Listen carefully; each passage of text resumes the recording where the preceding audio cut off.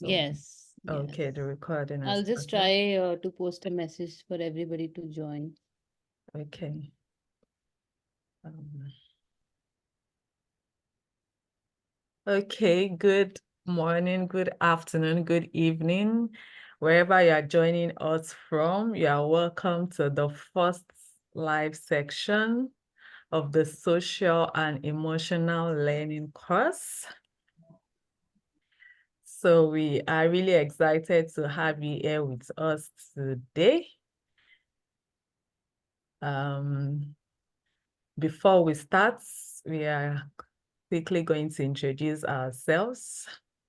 So my name is Fatima, and I'm a teacher trainer, and ebook publisher, and I'm also a master trainer with UNESCO MGIEP for DT and sales. So with me here this wonderful afternoon, I have my beautiful co-host, Shweta from India.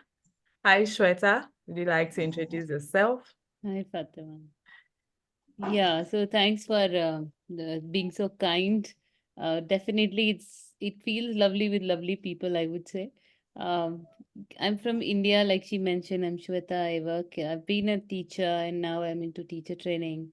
And of course, I work as a consultant, looking into academics and core academic team, you know, behind the scene works that we do. So on the other side of the table, I'm functioning now.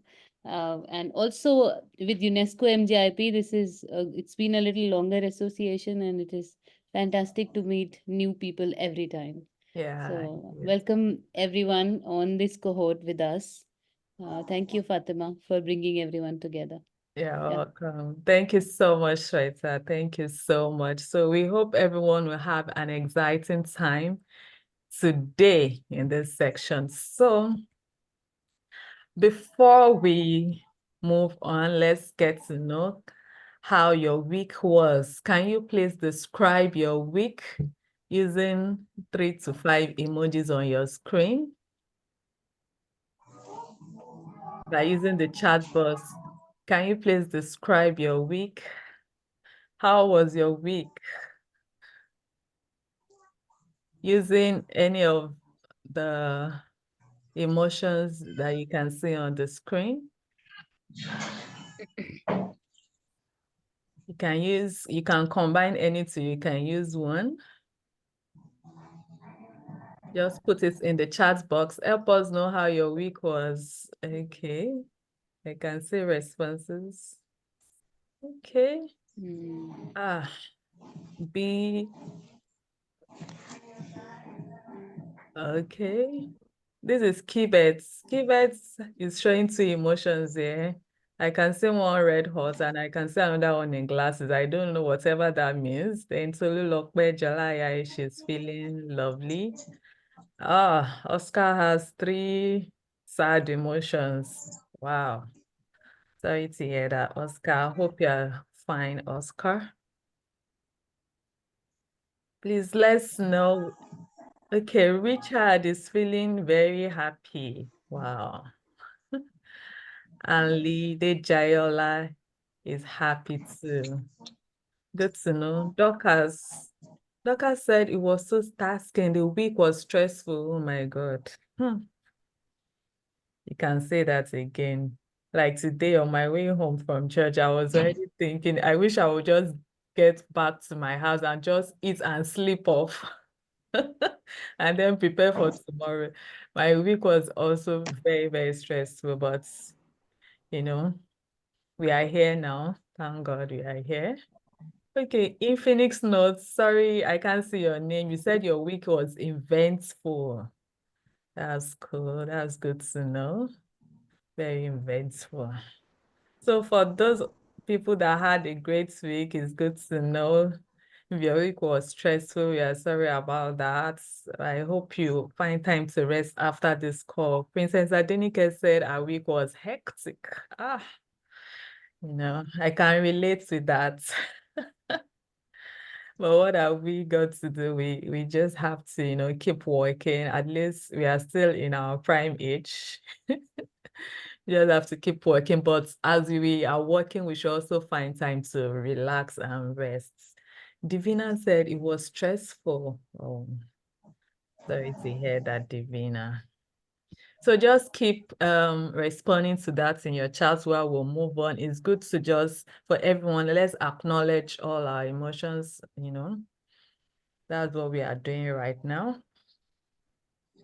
So moving on now, we are going to talk briefly about the institutes.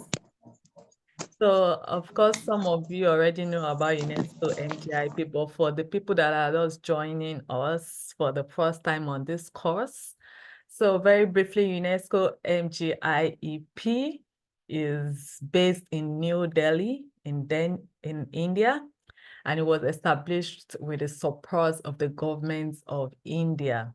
Though the physical office is in India, but virtually there are also offices around the world, you know, and UNESCO has about 9 Category 1 research institutes, and UNESCO MGIP is one of them. It's actually the first in the Asia Pacific region. So, and what we do is that we focus on education to foster peaceful and sustainable societies around the world. And our core vision is to, you know, employ a whole brain approach to education. Then we also mainstream SEL in educations. That is social and emotional learning in our education systems. And how do we do that? We do it digitally.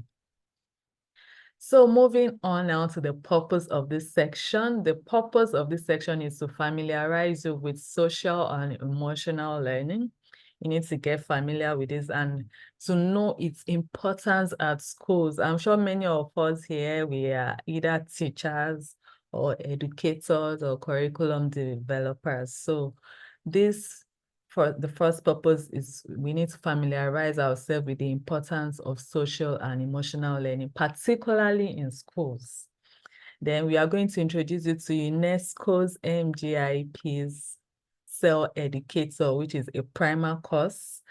Then we are going to show you how to get started on frame and space, though many people have generated their certificates already. Okay, let me not say many, few people. So for those that have not yet, you know, started on frame and space, we are going to show you how to get started on frame and space and to ensure that you are in the right course. So moving on very quickly now, I'm going to share the norms for today. So firstly, the norms are simple and important truths for you to remember in the workshop. And firstly, you are expected to be curious, you know, with what we are going to bring to you. And we expect you to actively participate. You can either use the chat box if you don't like to talk, but if you're somebody that likes to talk, you can unmute yourself to share your views. But most importantly, we want you all to actively participate in this section.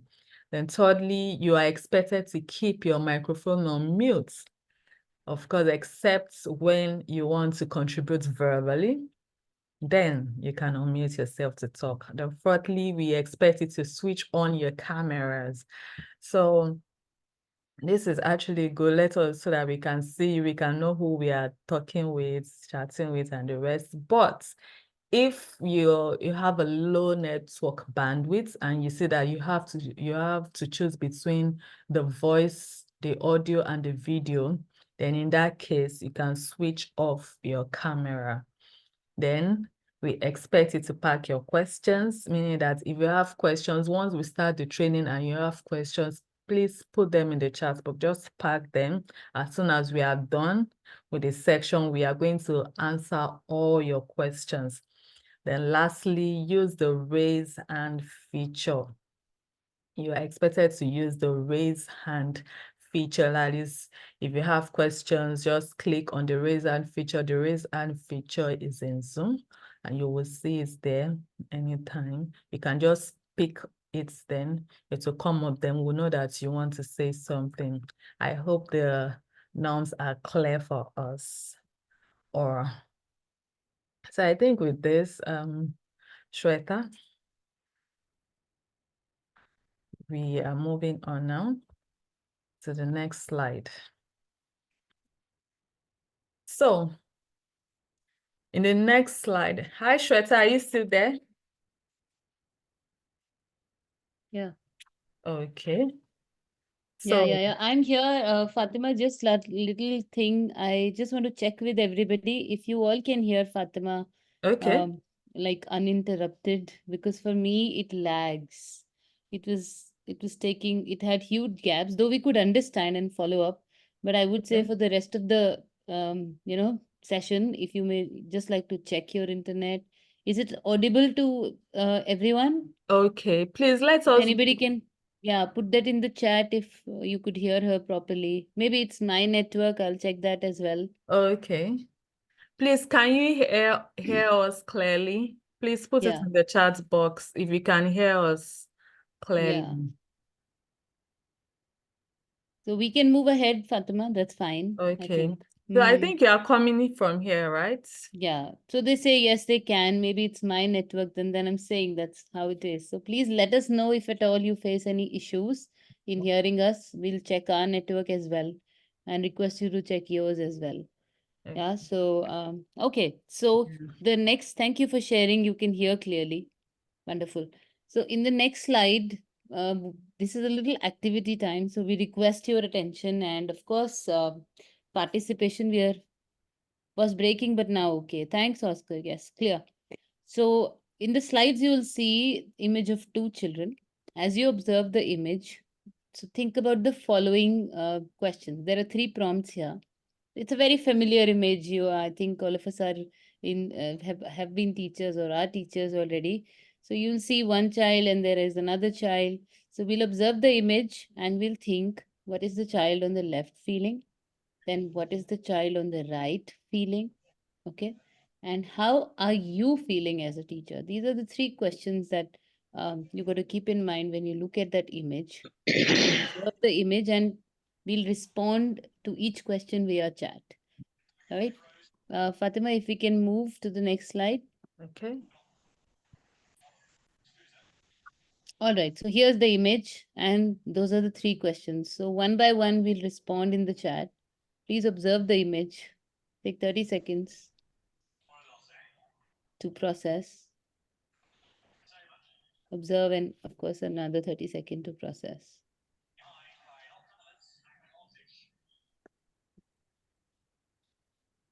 Okay. I hope the question is clear to everyone. Hmm. Hmm. Okay. So the first one. What is the child on the left feeling? So when you're ready, you can put that in the chat.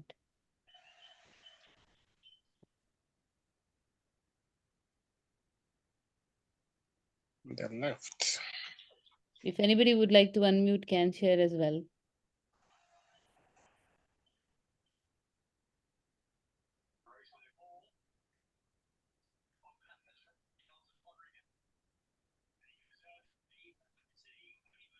Okay.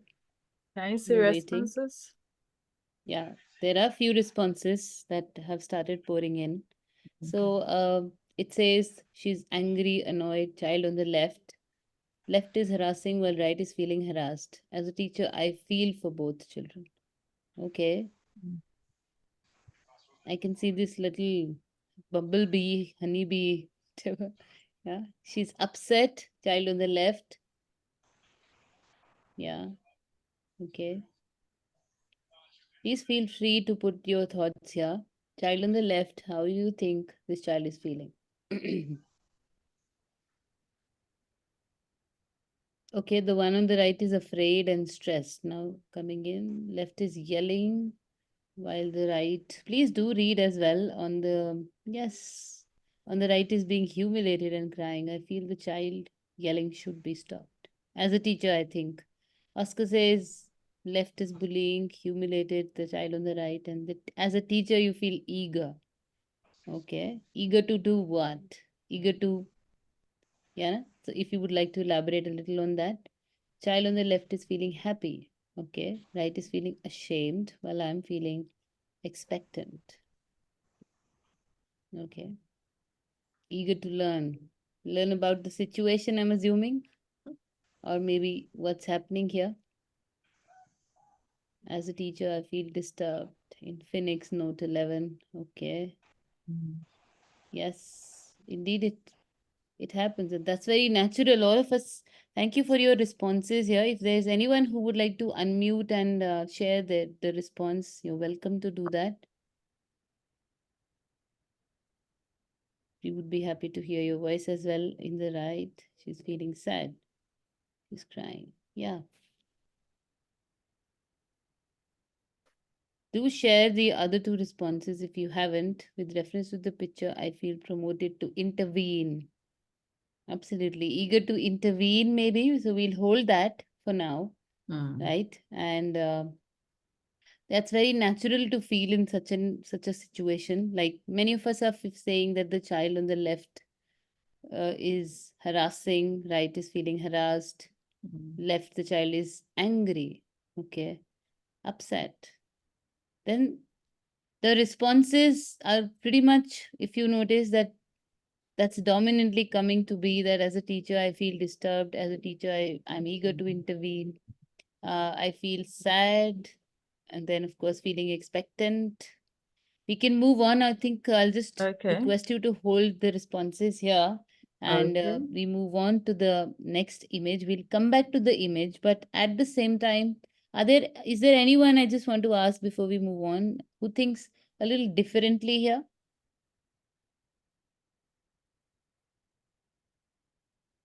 If you do, you can put that in chat, please, at any time. Or again, like I said, if you please use these chances whenever we invite a response, you can, that's your opportunity to unmute and share, if that's possible.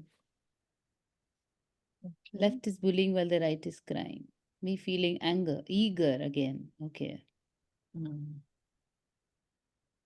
Okay. Okay. I think That's Fatima, good. that thank you for your responses. Yeah. Thank you It's all for wonderful your, that yeah. Thank you, yeah, we'll come back Shweta. to this image in Yeah. a while. Yeah. Yes. Over to you, Fatima. All right. Thank you very much, Shweta. So we are moving on now to the next slide. So we are going to look at the well-being of teachers. So from research, it was found out by Simone et al. That well-being of teachers are at risk, meaning that mostly teachers have their physical health compromised, and many teachers still have their mental health compromised. This was a research done in 2016 and also by Dale in 2023. So it was discovered that many teachers, we don't take care of our physical health and we don't take care of our mental health, and we spend more time taking care of other people. Then also the SUSA discovered from research also that many teachers experience poor sleep quality. Imagine after going to school in the morning and shouting all day, teaching, talking, and doing all sorts of things. By the time you get back home in the evening, you get to do some other things, and eventually all the noise of the day, everything gets back into your head, all the events, and many times we don't sleep well. This is very true of teachers because I experienced this as well. Then also from research, again, it was found out by Avalos and Haynes, and they said because of job insecurity and role ambiguity, and this is especially true for private school teachers. For public school teachers, I think their job is much more secure, but for private school teachers, most teachers have to try as much as possible to please their boss. They have to do whatever they ask them to do, and most times the role of teacher is not even enough. They are given so many things to do at once, and you still have to try, to do everything just to please your boss so that you don't lose your job. So many teachers are at the risk of job insecurity and role ambiguity. Then also another research by Montgomery and Rob says that the teaching job is the most challenging, stressful, and demanding job. No, I'm tempted to ask you that, do you agree with this? That teaching job is the teaching profession is the most challenging, most stressful, and most demanding job. Shweta, do you agree with this? Okay, Senegal says yes. It's very, very, very stressful. So from all this research now that was done, we can see clearly that the well-being of teachers is at risk, and we really, really need to take care of ourselves. We need to take care of ourselves. So moving on to the next slide now, we can see that stress is contagious. Even this was also found out from research, by Milky and Warner. Student stress is proportional to teacher stress. When your students are feeling stressed, you find it, much more difficult for you to make them settled. You find it more difficult to reach out to them. You find it more difficult to impact knowledge to them, when the student is stressed. So when the student is stressed, it is directly proportional to the teacher's stress. Also, from research, we find out that the student's performance is proportional to the teacher's stress, meaning that if your students don't perform well in their exams, you will be called by the authorities, the school authority, the stakeholders, even the parents. They will come and question you. Why did my students fail? Like when the students fail, that means the teacher failed. So, but when the students excel in their exam, that means the teacher, has also excelled. So students' performance is directly proportional to teacher stress. Then lastly, we have classroom behavioral problems. It is also proportional to teacher burnout. We have different kinds of students in a class, and especially if you teach in a public school where you have so many students, in a room sometimes, because for instance, in Africa, you can have up to like 100 students in a room. You can have 90, it can be 80, it can be 70, but it's, I'm talking about public schools now, not the private school. The Yeah. privacy has fairly small numbers like 15, 20, 10, like that. But for public schools, you can have as much as hundreds, because sometimes you can have 120. So, and you see, when you have lots of these students in the classroom, many of them exhibit behavioral problems, because they're Fatima, not may I controlled. just come in here for a All minute? right. Fatima, Okay. Please go ahead. Okay. Can you hear me? Angela says it's 50-50. Can you hear me now? yeah, no, the voice is breaking. So would you like to, yes, would you like to try turning off your camera? Maybe, My camera? yes. But Okay, okay. again, like I said, so in the chat also somebody has written that the voice is Okay, breaking. yes. Okay, let me If just, you try that, maybe you switch off the camera, try. okay, let me try to switch off my, Sometimes it is very beautifully audible. Sometimes, okay, yeah, let me just try to turn off my camera now so that you can hear me clearly. yeah, maybe. We would love to see you, but maybe the bandwidth will be better. Okay. All right. Okay. Okay, but some people can hear me loud and clear from their end, but Yeah, that's also there. notwithstanding, let me just Fine. continue from here. Sure. Thanks. So, can you see my screen? Okay, so I was talking about classroom behavioral problems is also proportional to teacher burnouts, because when you have, for instance, when you have so many students in the class, and they are all exhibiting, okay, it may not be all of them. If some of them are exhibiting behavioral problems, you find it much more difficult to calm them down. You find it's much more difficult to teach them. And before you know it, the teacher is already burnt out, just trying to calm people down so they can be focused to learn something that you want to teach them for that day. So because of these classroom behavioral problems, is directly proportional to teacher burnout. So what do you think? I think it's for all, you can see everything clearly from research by Milky that stress is contagious. Whether is the student that is giving the stress, in most cases, it's usually the student because you are there for them and you are there to impart them. So when they are feeling stressed, it will also affect the teacher. When the student did not do well, it will also affect the teacher. And when there are classroom behavioral problems, it will also cause teacher burnout. So because of this, I think it is really, really good for us to know how to manage our stress so that we don't burn out while we are, trying to give our best to our students. So with that, we are going to move on to the next slide now.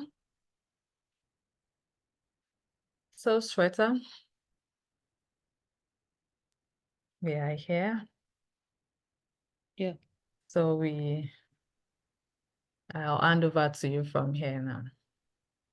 Okay, thank you.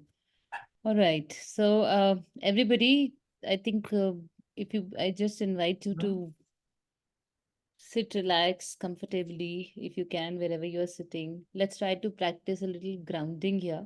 5, 4, 3, 2, 1. You will explore this little exercise on the course as well, since we have spoken about teacher stress, how that also affects student learning, and of course the teacher's own well-being at work with through various studies, and it is definitely experienced, and researchers also prove that. So since we've spoken about it, let's come back to ourselves and let's try to practice a little grounding. For this, I would invite, this is like a five senses, we call it five senses meditation as well. But here it is a grounding exercise. A grounding exercise is basically to come back, bring back your attention to this present moment and all awareness within the body and the present moment. So I invite all of your attention to try practice 5, 4, 3, 2, 1 with us. Let's all sit upright if possible, or wherever you want to stay, and relax a little bit. Sit in your chair, adjust how you're sitting. And may I invite your attention. So, since it says 5, 4, 3, 2, 1, let's move from 5. Okay, so we're going to see, we're going to notice 5 things around us.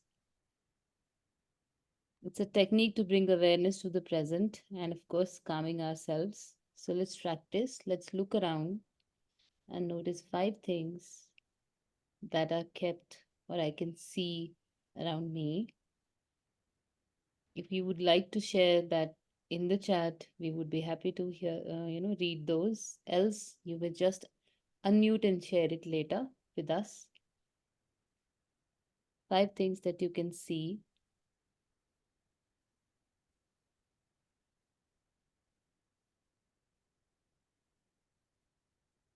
So for me, I can see my bag, my phone, the diary, my fountain pen, my coffee mug, yeah, and a little snack box as well.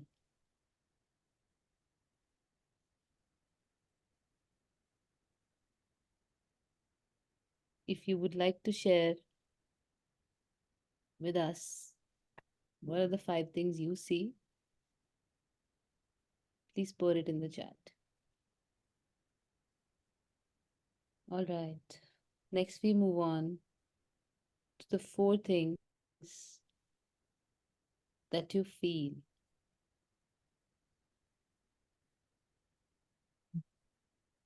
I can see responses in the chat, which we'll come back to a little later.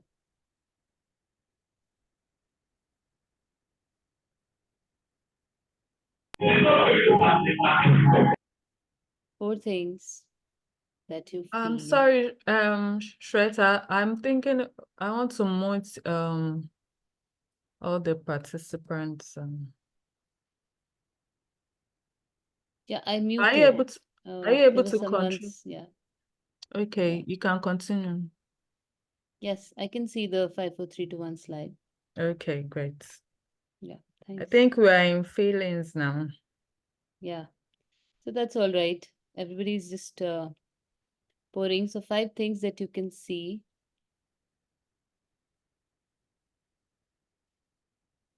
And 4 things that you feel.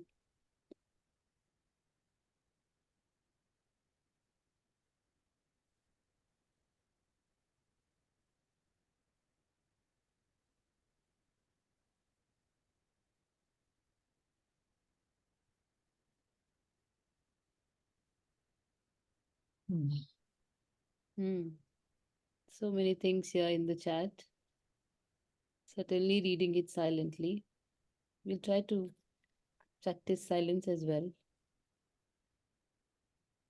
Thank you for sharing the responses. Let's move on to 4 things that I feel. Okay, we have a response here.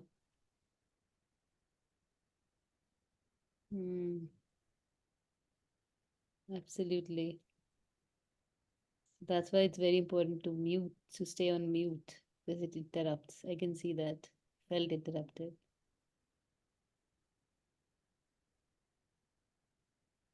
Lovely. Okay.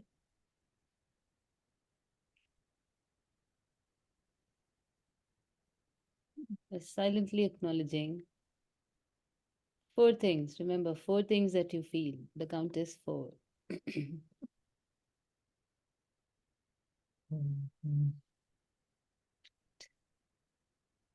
Reading. All right. Next, we move our attention to the 3 sounds we hear.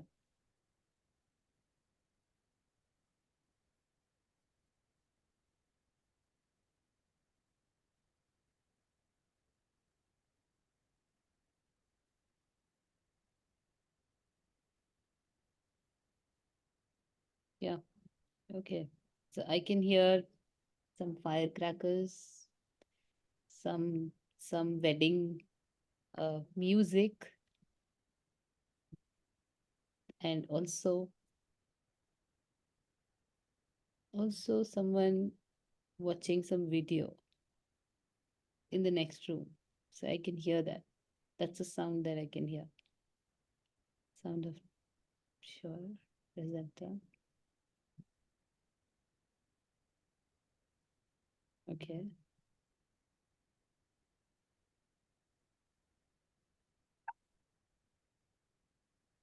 Great. Okay. 3 sounds that you hear.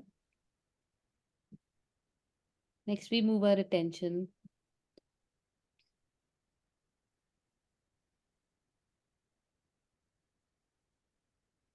Remember, we are silently also acknowledging each other's presence here.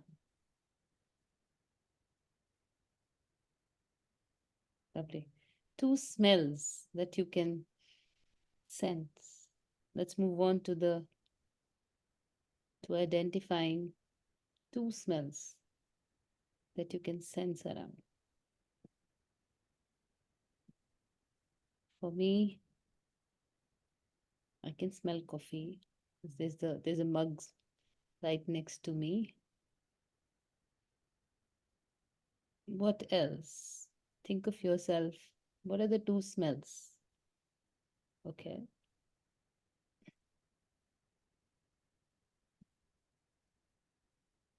Hmm.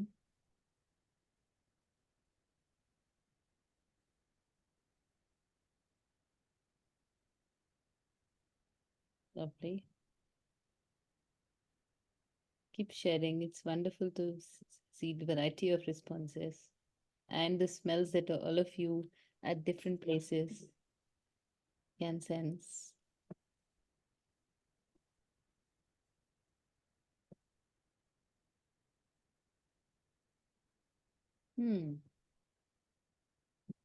Someone's in the salon. Okay. 2 smells. All right. Lovely. Bring your awareness to the taste.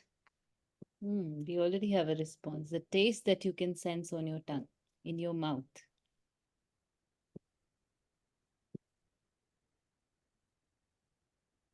Let's try to identify the taste.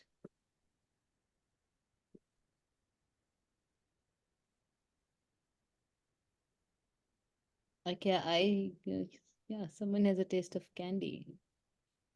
What is the taste on your, okay.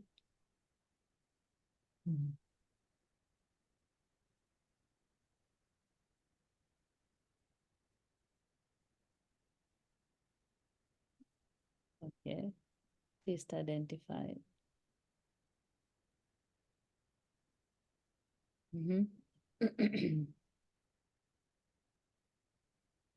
The sweet, lemon, different taste, candy.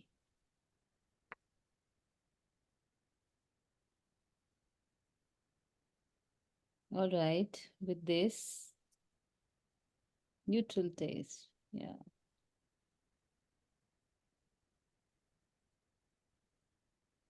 We'll deep breathe one more time.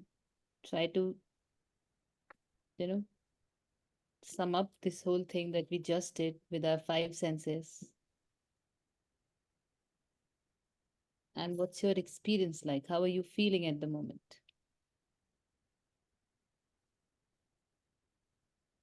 After practicing this little awareness.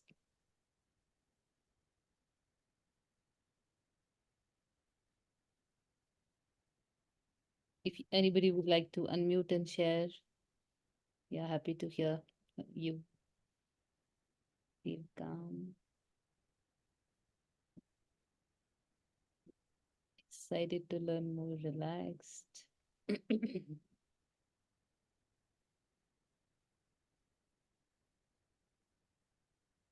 How's your experience?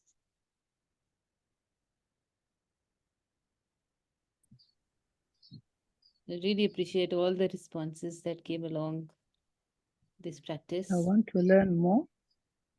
Thank you, Angela. That's really important, certainly. I'm glad that you're feeling like that. You want to learn more, experience more. Thank you for sharing. Okay. Yeah. So 5, 4, 3, 2, 1. Again, I would say a very simple practice that we can also try in our classes, especially because it engages the senses and tries to bring us to the present moment. Right. So yeah, exactly. Thank you. Thank you for sharing. Fatima, would you like to take us forward from here? Okay. Hmm. So today we are going to talk about social and emotional learning. And when we start the social and emotional learning, we are going to learn so many kind of competencies. And you might be wondering, what do I mean by competence? The same kind of things you learned, like the exercise we just did now, that practice, the 5, 4, 3, 2, 1 practice,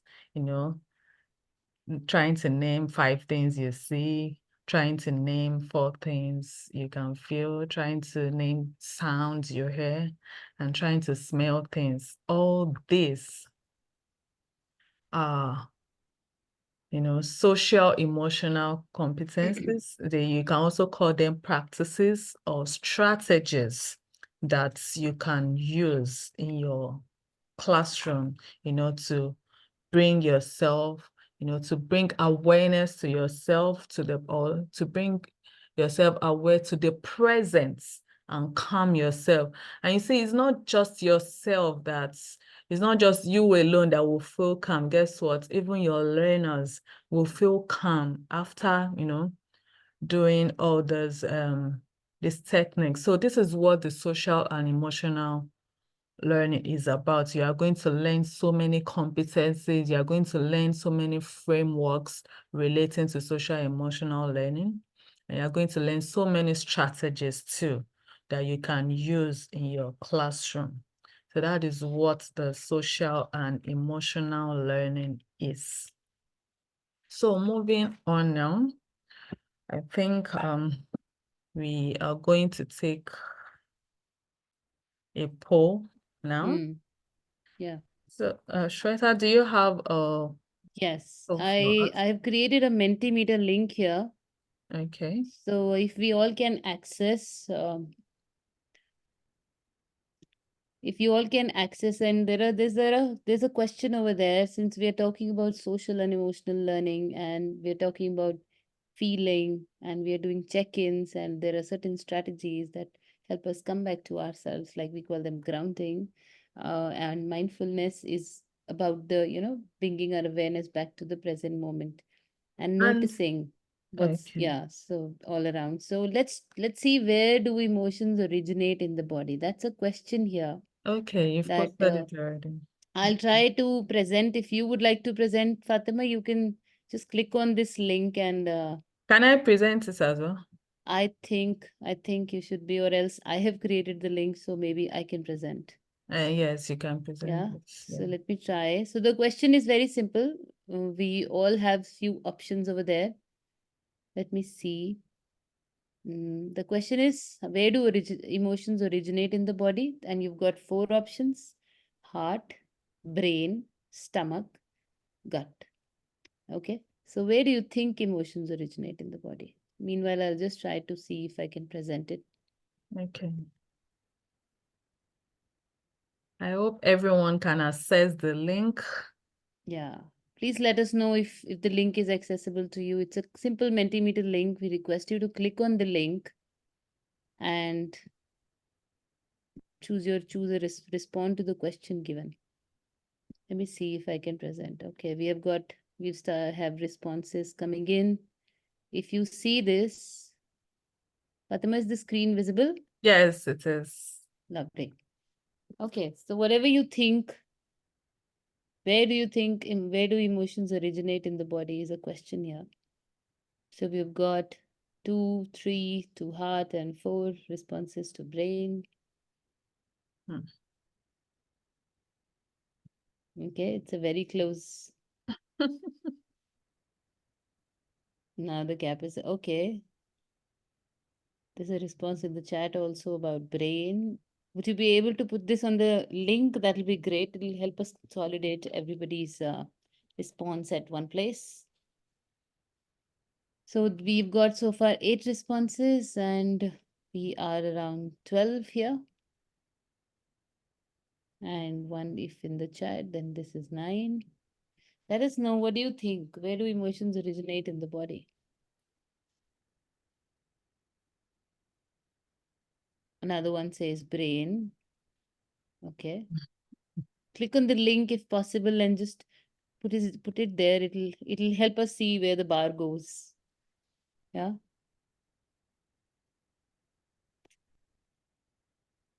Okay.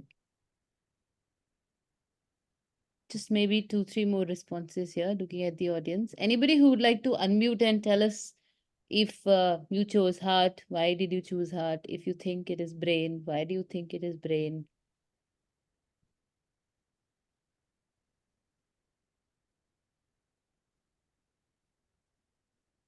Hmm.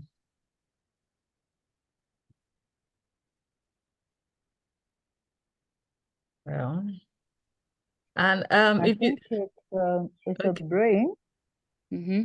Hello, I think it's the Yes, yes. brain Okay. because each time you you think through things, everything emanates from the brain, and then you just find that it coordinates and you react to a certain situation. Okay. So you're trying to say that it is brain because everything originates in the brain. Did you say that? Yes, yes. Okay. Okay. Feelings are conscious and we use our brain for awareness. That's what. Okay. Fe Okay. feelings are. Mm-hmm.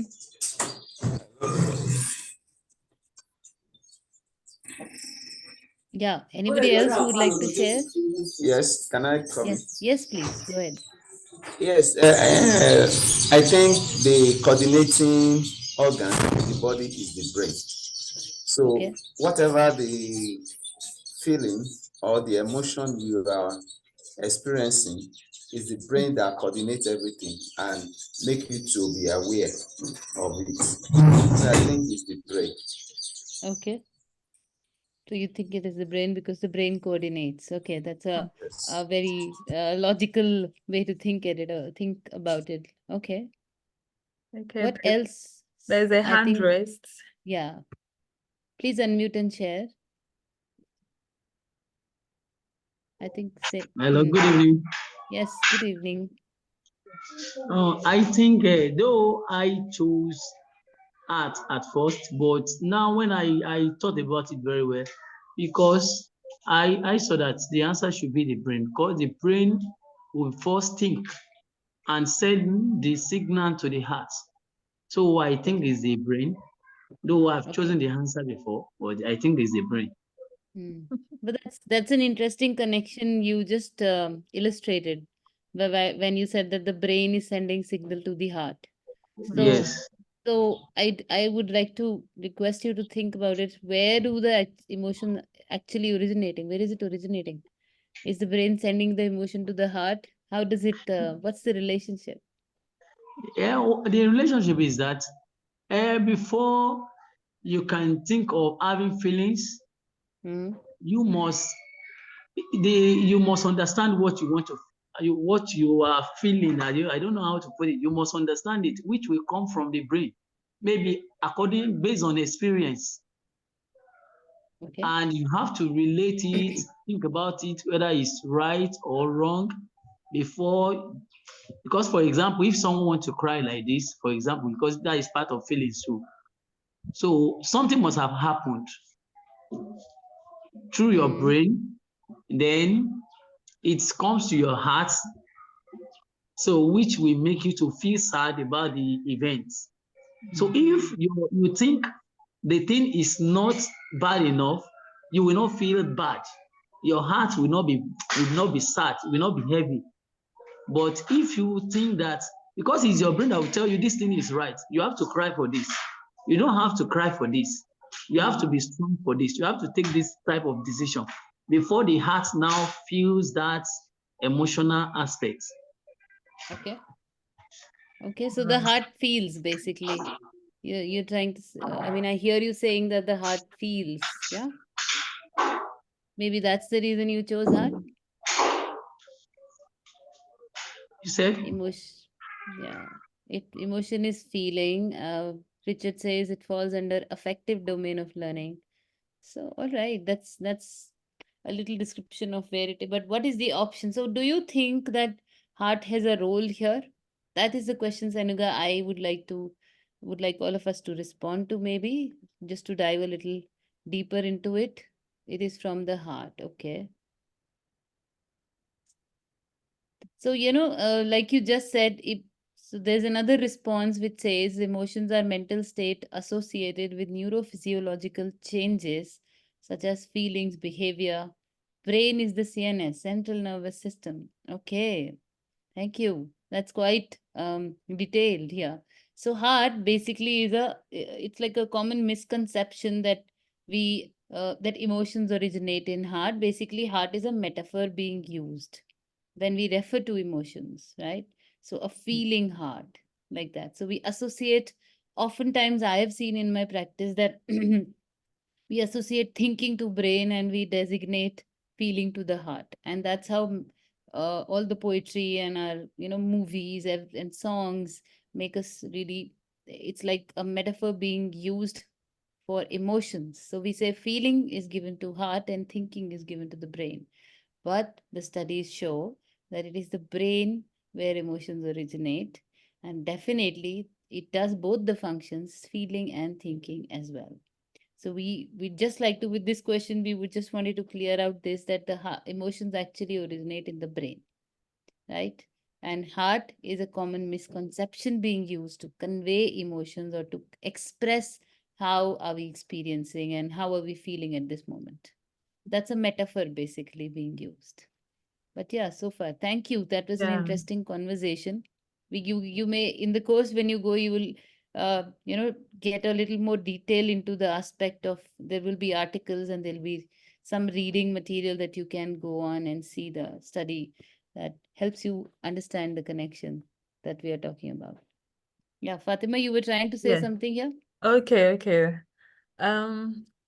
Yeah, I wanted to say that initially I used to think emotions originate from the heart because that is from what I learned from music, growing up, when you try to feel emotions, you touch your heart, you touch your chest, and that was my original thought until later when I now found out from research that our emotions actually originate from the brain. Yeah. And like you said, I just want to put up one thing because I also work as a mindfulness practitioner. So we say that the body actually is an expression. Body feels the emotion and expresses it. Right. So Okay. when we are happy, we dance. So it's like a vehicle we use. But here in this question, we are talking about where do they originate. So thanks, Yeah. Fatima, for sharing that experience here. All right. We can move ahead. I think should I Yes. stop sharing? Yes, you can stop sharing this Yes, now. yes. So, Thank you everyone for your responses. Yeah. so we are moving on now. We have talked about the poll.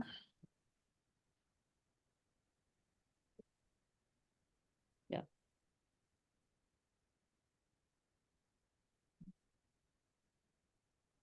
So we are also looking at the time here. Yes. So that, Yeah.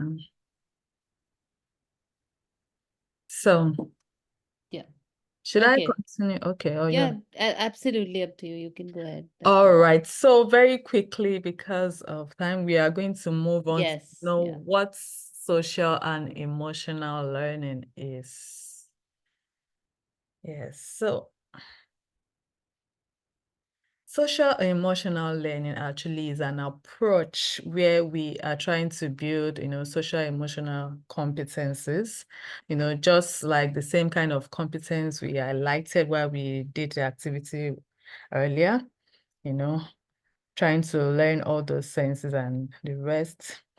So though the list is not all exhaustive, we have mentioned many of them. So one thing we are going to learn from social and emotional learning is the ability to identify and navigate our emotions. So you can ask yourself, how am I feeling? And again, you can ask, how do I first identify how I'm feeling? And sometimes you can feel it in your body and you may try to give it a name. So the ability to identify that feeling, give it a name, and then you try to navigate it. That is what social and emotional learning is. And also you can try to identify, try to understand, okay, what exactly is causing this feeling. You can try to know what is the effect, or how can I change my response to this particular emotion. You see, all these are competencies relating to social emotional learning. So the second one is practicing mindful engagements. You see, a lot of what we did earlier also, trying to smell, trying to taste, and all that, that is an example of practicing mindful engagement. You know what? Because as you were trying to taste and trying to smell, you were paying attention to yourself. And before you can do that, it really takes mental focus to do that, to distract yourself from your background noise around you, or maybe from someone else trying to call you to do something else, then to focus mindfully in the present, really thinking about the taste in all this is just, examples of practicing mindful engagement. And when we talk about all these competencies, be it about emotions, mental focus, perspective taking, like for instance, when we also saw that image too, all these learnings are what equips learners to exhibit prosocial behaviors, And what do I mean by prosocial behavior? The prosocial behaviors are behaviors that are good for the society, behaviors that help human beings to flourish, towards maintaining a peaceful and sustainable world. So with that, we move on to the next slide. We are going to look at the EMC squared. So and we have close to about 500 frameworks. Each of it talks about different competencies relating to SEL. But here at UNESCO MGIP, we are just going to focus on 4 key aspects, 4 competencies. And we call them EMC squared. I'm sure many of you, if you were a science student, you must have heard about EMC squared, which is based on Einstein's EMC squared. So what does our own EMC squared stand for? The first one is empathy. And what is empathy?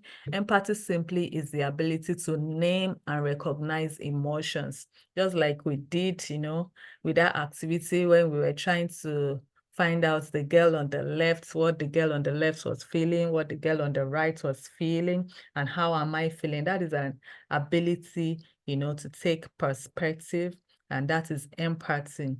Even before you could understand how that girl was feeling, you have to put yourself in that girl's shoes so you can understand the person's perspective. So that's all these competencies relating to empathy.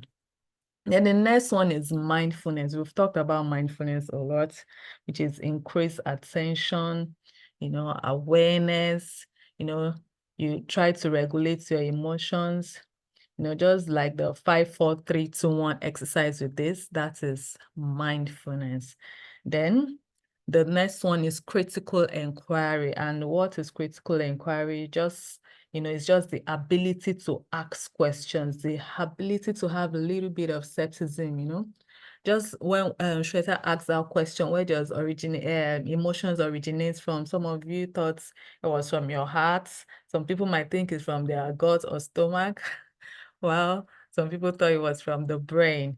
You see, all this, the ability to, to ask yourself questions and have this bit of skepticism. Is it true? Is it not true? All these are characteristics of being curious and, making critical inquiry. And then the last one, which is compassion. You see, compassion and empathy usually are often confused with each other. But what separates them is this.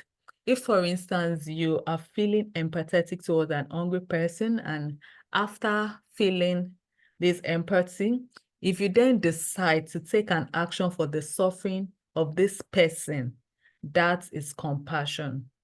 When you decide to take action for somebody's feeling, that is compassion. So, and you don't have to feel compassion only for others alone. You can also feel it for yourself, and you can feel it for your environment. And when when you continue with the course, you will see much more things about compassion. So quickly moving on to the next slide now.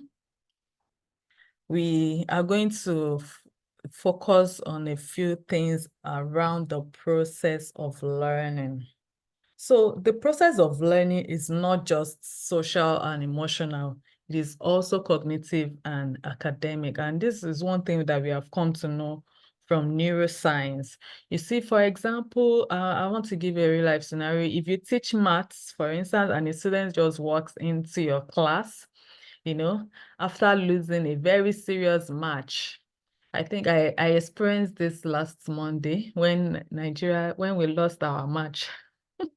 Because most people, we associate so much emotions to, sports that we really like.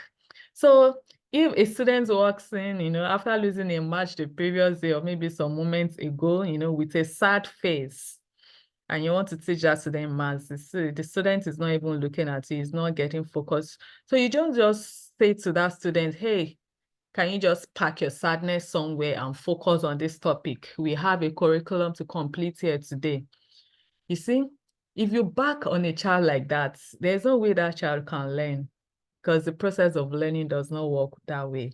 And it's also difficult for a child to just pack a negative emotion somewhere. It's not that it's impossible, but it needs awareness and it needs distraction from that negative emotion. So as teachers, we need to understand that the process of learning is integrated, and we need to cater to all these areas, which is the social part, the emotional part, the cognitive area, and also the academic area. We need to cater to all these different parts at once. And also because the brain is very social brain, it means we'll learn better with each other. We'll learn better when we engage.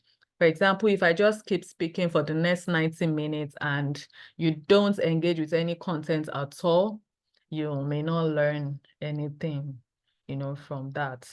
You only learn when you are engaged and socially connected. And lastly, the human brain is malleable, meaning the human brain can be easily shaped and entwined, which is a great thing, and it can be a not so great thing also.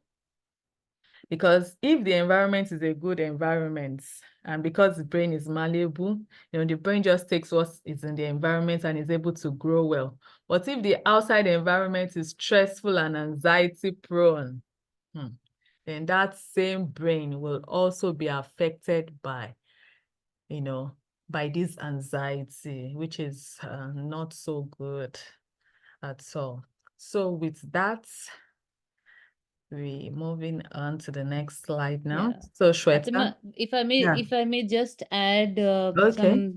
some points here to All thank you right. for explaining these. All right. So Thank you. going from the last point to the first point, when we Okay. say malleable, we mean that the brain definitely gets influenced, like she said, the environment. But at the same time, because it is constantly growing and changing, and there are neural pathways, and things are affecting, and everything's happening around us. So we also tap into, when we say social and emotional aspect into learning, we are trying to, she's beautifully given example that when I'm not feeling emotionally safe or socially connected, then it hampers the ability of the brain to learn. And I would just like to read out a few pointers here, which is simply that the new understanding of learning has brought to the forefront the importance of ensuring that social and emotional states, we are trying to say social and emotional states of a student enable learning. That's where the whole thing is. So we're trying to leverage this tendency or this nature of human being social beings, and of course being emotional. So leveraging emotions and social connections to better learning is what basically we are trying to bring across.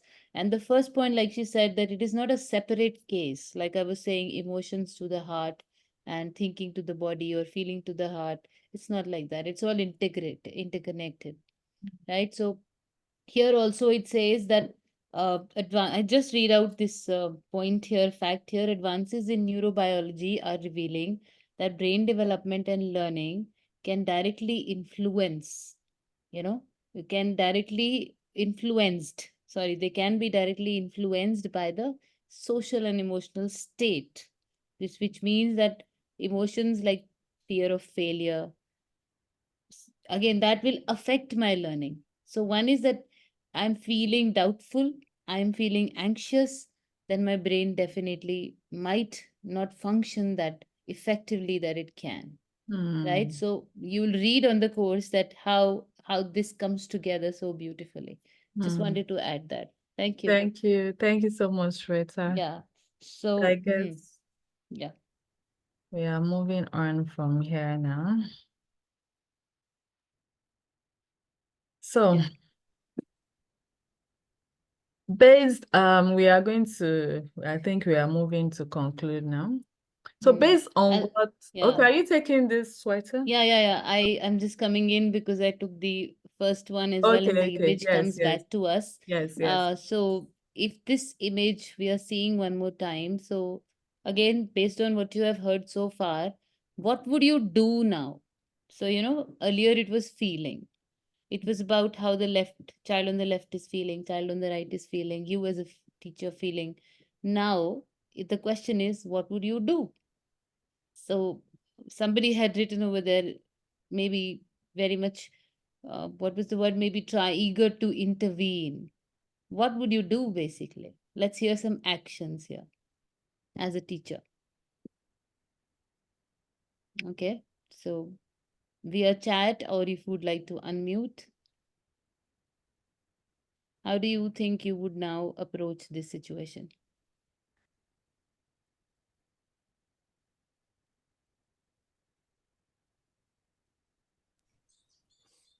Hello.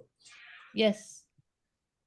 Yes, and this the scenario on the screen concerning the two children. As a teacher, based on what I've had in the course of Hmm. this study, Hmm. I will try to know what are they feeling.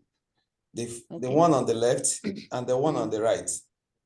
What is causing the action they are exhibiting, Okay.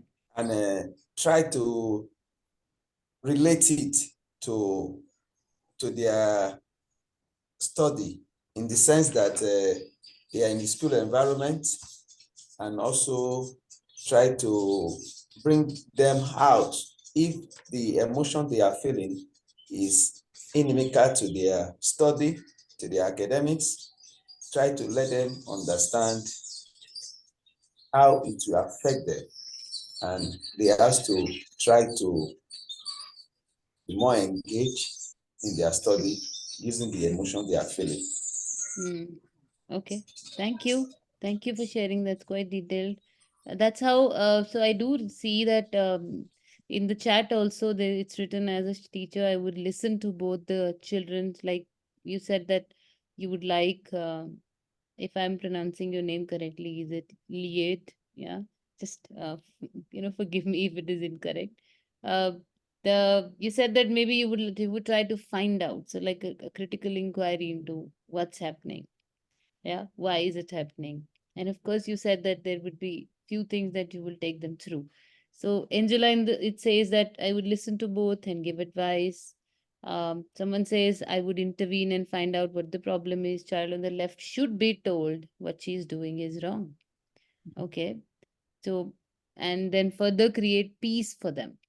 Okay. As a teacher, the larger feeling sense that I'm getting is that as teachers, we would like to intervene and we would just try to sort things out for them. And we'll say the child on the left is feeling harassed and the child on the right is actually doing things for this person. Or the way you've interpreted the situation, you'll try to listen at the same time, but we tend to have advice, get into advising mode. So what I'm trying to highlight through this is definitely we'll critically inquire. We'll be a little more empathetic to the situation. Like some of you mentioned that we would try to listen to both. So that's like empathetic listening. Again, with an intent to inquire into what's going on.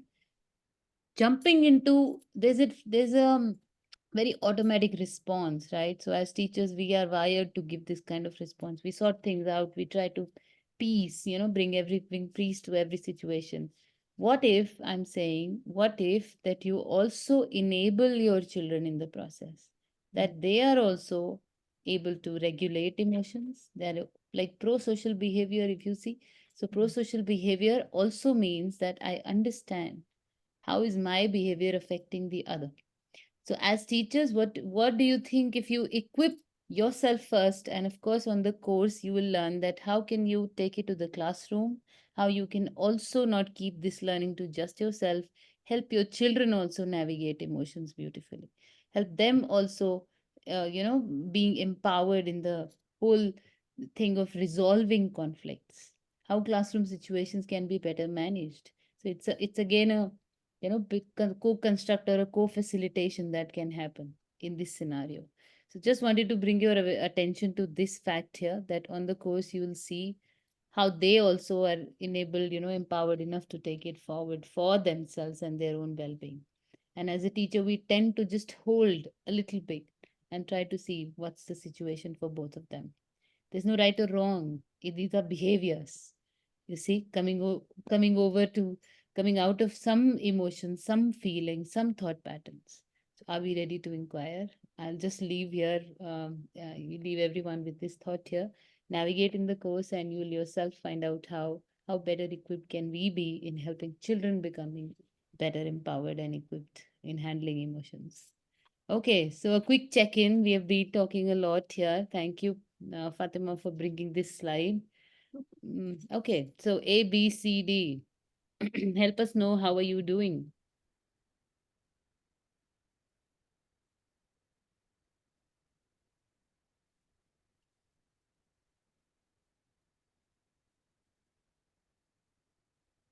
Yeah, so it's all right even if it is A, C, All emotions are accepted here, or feelings are.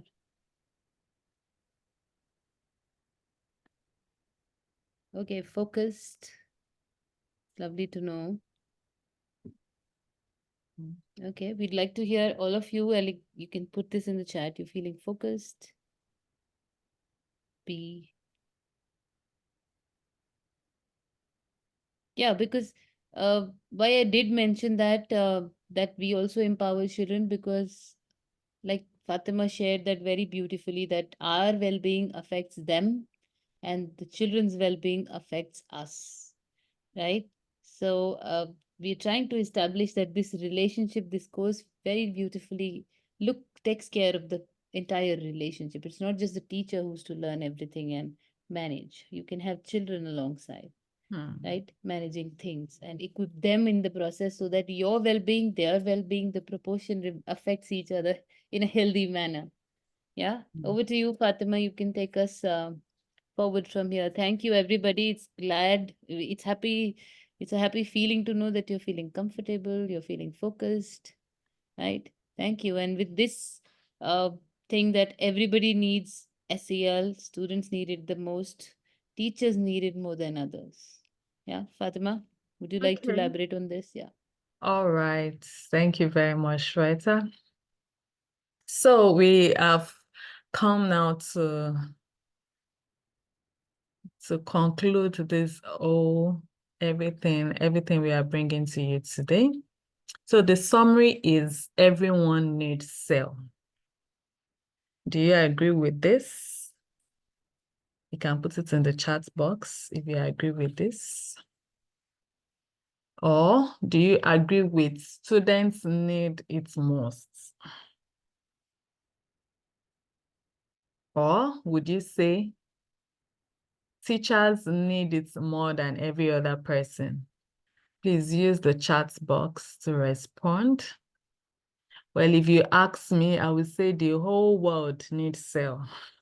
And do you know why? Because of, all these sad stories we hear, around the world, the most common one is about the war stories in the Middle East and some places in the world. Then recently, I heard of a mass shooting in the US, just I think it was during a Super Bowl event, with so many children and youth, and there was a fight and somebody just opened fire. You can see that everybody in the world needs social and emotional learning.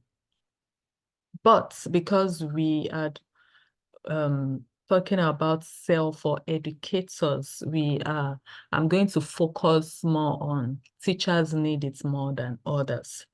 And with this, I would like you to consider this analogy, the oxygen mask analogy. You see, if you have ever been aboard a flight or if you have ever traveled on a plane, usually the flight attendants will come just before the plane takes off, and they are going to try to demonstrate to you that if there's a case of low cabin pressure and the oxygen mask drops from the cabin, so they tell you that you must ensure that you wear these SEL masks for yourself first and breathe comfortably. Once you are breathing comfortably, then you can now go ahead to help the person that is beside you or any other person.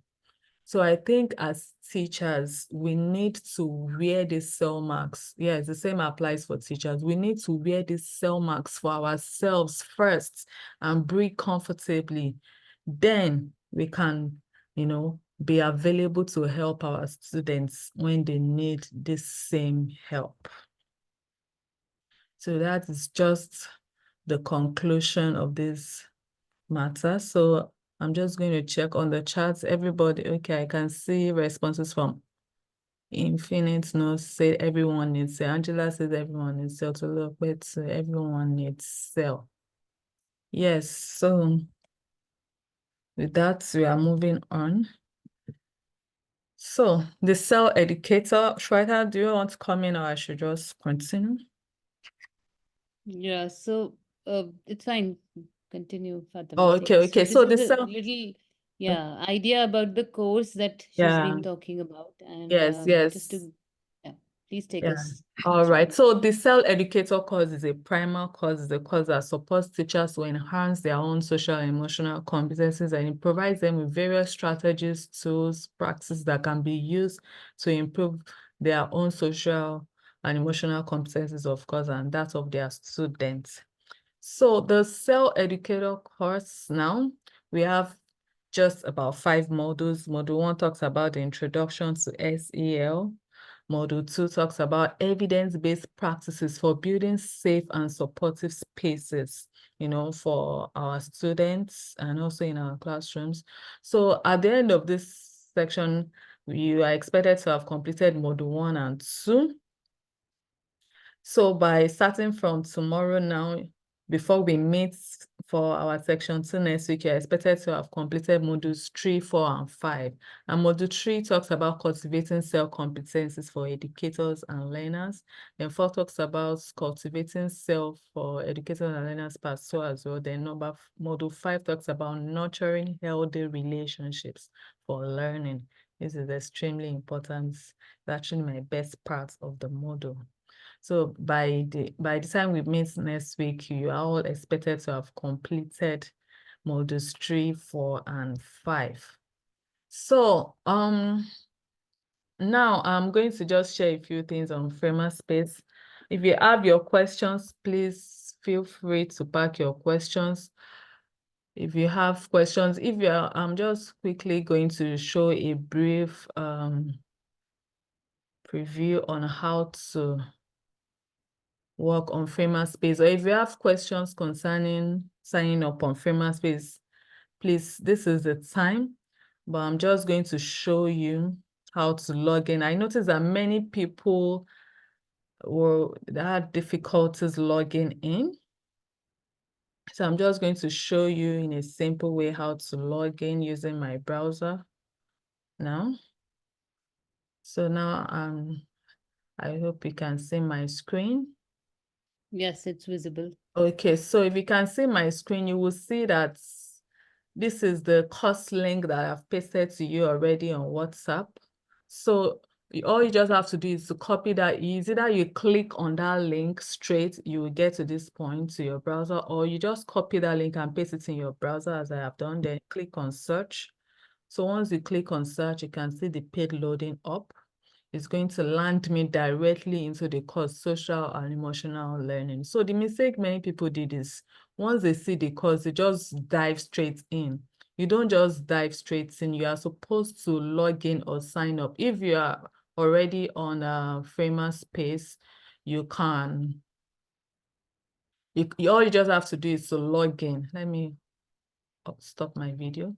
So if you already signed up on Framer Space, the only thing you need to do is to log in. But if you are joining for the first time, you must sign up on Framer Space. So I've clicked on sign up.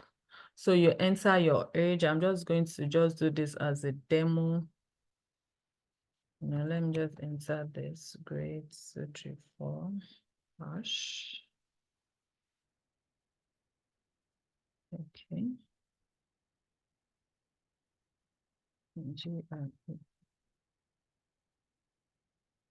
Okay.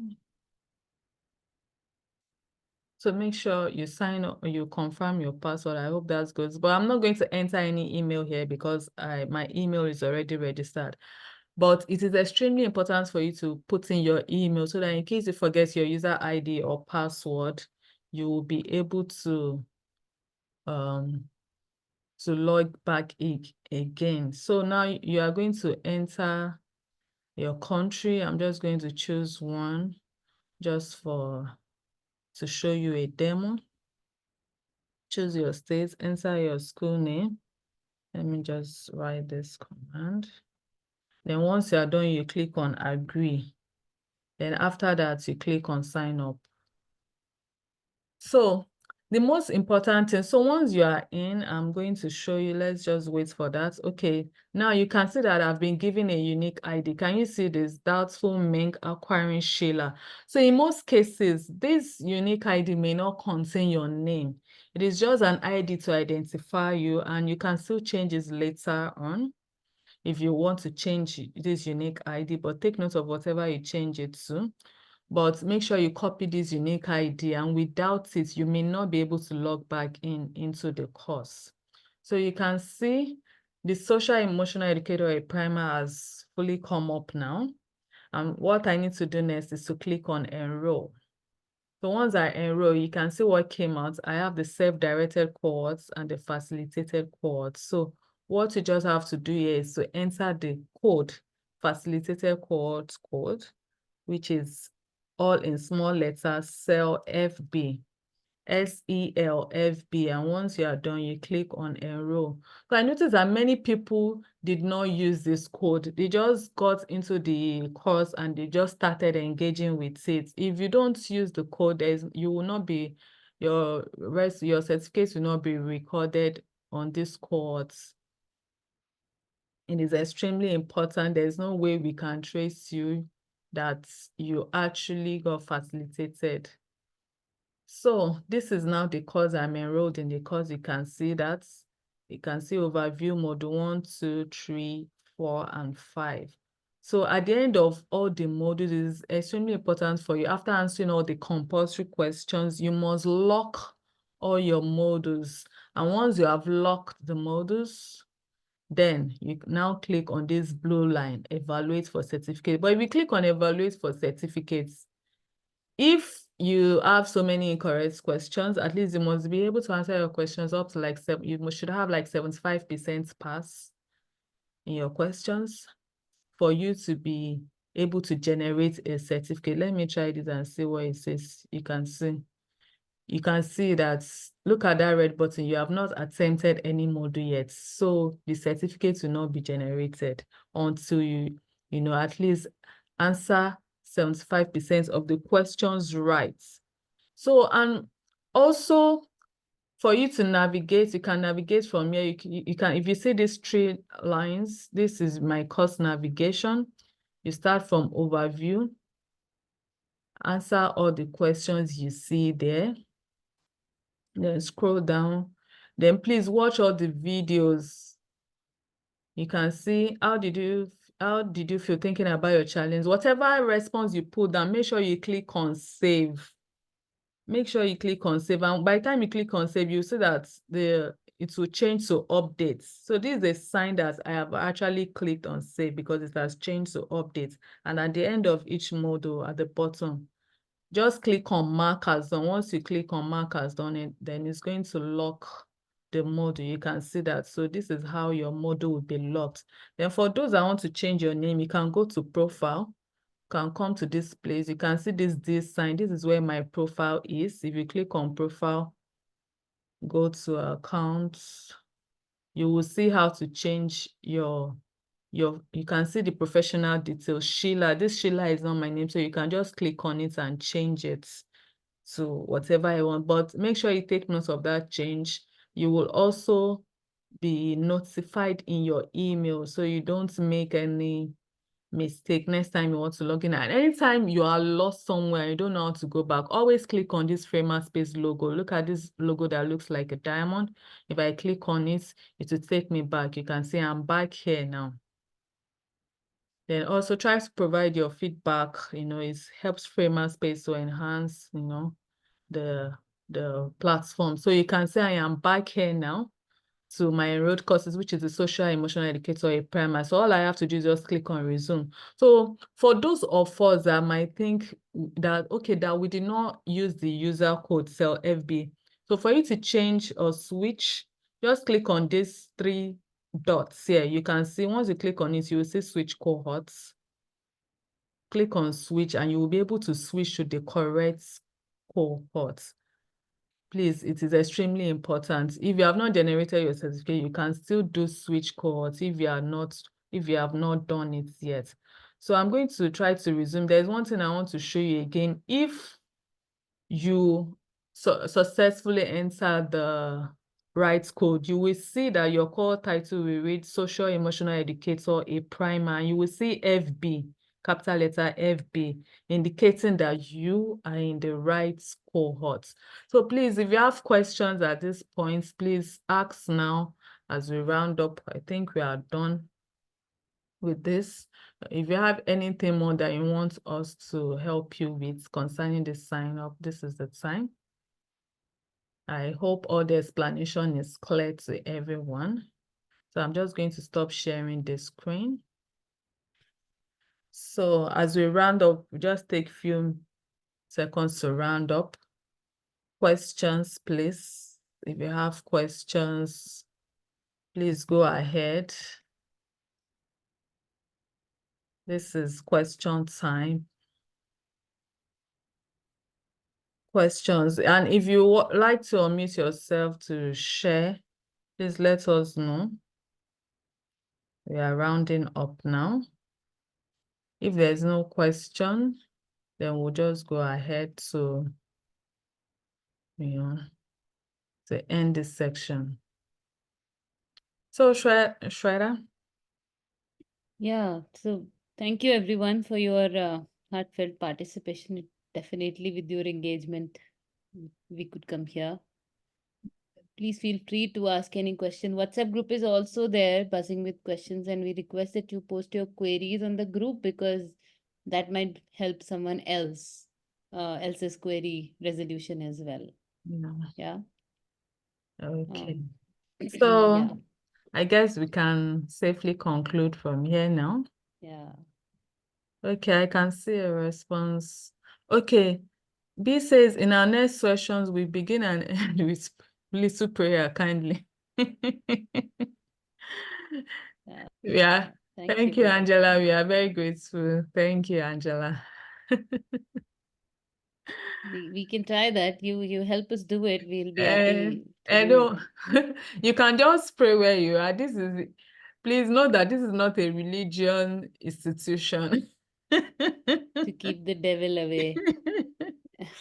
Thank you, Thank you. everyone. So Thank I'm just you, going to everyone, stop for the your recording presence. now. Yeah. Thank you so much for your active See participation. you in the next session. So we'll see And next we hope we'll week. have more participants coming in. Yes, please, next week. Let's not miss next week's section. It's going to be awesome.